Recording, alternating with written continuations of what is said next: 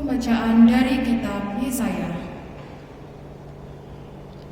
Dengarlah firman Tuhan, hai para pemimpin manusia Sodom. Perhatikanlah pengajaran Allah kita, hai rakyat manusia Gomora. Basuhlah, bersihkanlah dirimu. Jauhkanlah perbuatan-perbuatanmu yang jahat dari depan mataku. Berhentilah berbuat jahat, belajarlah berbuat baik, usahakanlah keadilan, kendalikanlah orang kejam. Belalah hak anak-anak yatim, perjuangkanlah perkara janda-janda. Lalu kemarilah, dan baiklah kita berperkara, firman Tuhan. Sekalipun dosamu merah seperti kirmisi, akan menjadi putih seperti salju. Sekalipun berwarna merah seperti kain kesumbah, akan menjadi putih seperti bulu domba. Jika kamu menurut dan mau mendengar, maka kamu akan memakan hasil yang baik dari negeri ini.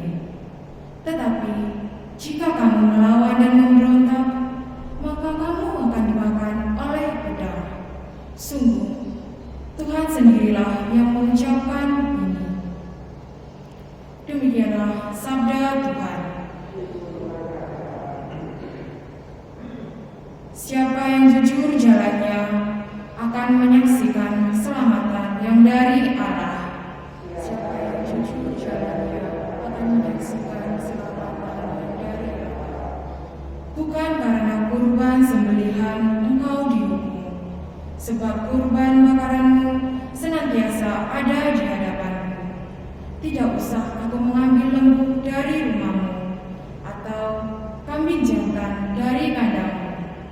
Siapa yang jujur jalannya akan menyaksikan keselamatan dari Allah.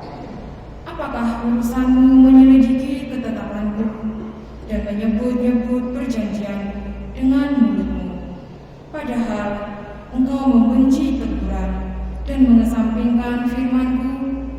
Siapa yang jujur jalannya akan menyaksikan keselamatan yang dari Allah. Itulah yang engkau lakukan. Apakah aku akan diam saja?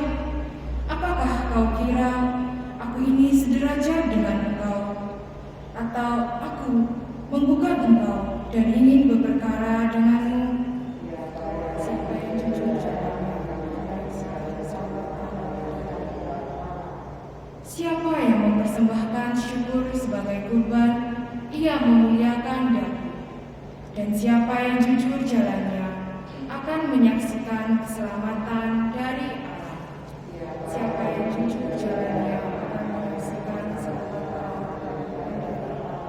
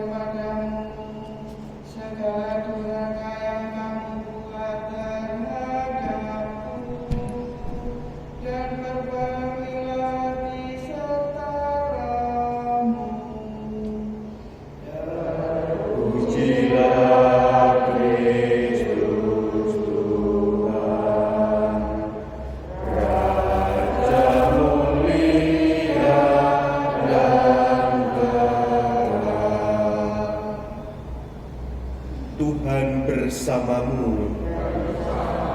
Inilah Injil Yesus Kristus menurut Matius.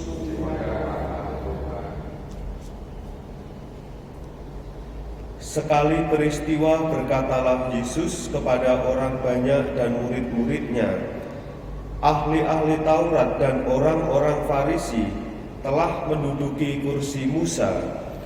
Sebab itu, turutilah dan lakukanlah segala sesuatu yang mereka ajarkan kepadamu, tetapi janganlah kamu turuti perbuatan mereka, karena mereka mengajarkan tetapi tidak melakukannya. Mereka mengikat beban berat, lalu meletakkannya di atas bahu orang, tetapi mereka sendiri tidak mau menyentuhnya. Semua pekerjaan yang mereka lakukan hanya dimaksud supaya dilihat orang. Mereka memakai tali sembahyang yang lebar dan jubah yang panjang. Mereka suka duduk di tempat terhormat dalam perjamuan dan di tempat terdepan di rumah ibadat. Mereka suka menerima penghormatan di pasar dan suka dipanggil rabi. Tetapi kamu janganlah suka disebut rabi, karena hanya satulah rabimu dan kamu semua adalah saudara. Dan janganlah kamu menyebut siapapun bapa di bumi ini, karena hanya satulah Bapamu, yaitu Dia yang di surga. Janganlah pula kamu disebut pemimpin, karena hanya satu pemimpinmu, yaitu Kristus. Siapapun yang terbesar di antara kamu, hendaklah ia menjadi pelayanmu.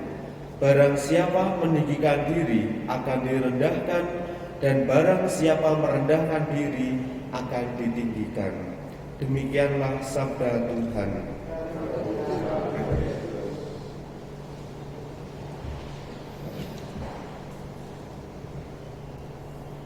Barang siapa meninggikan diri akan direndahkan, dan barang siapa merendahkan diri akan ditinggikan.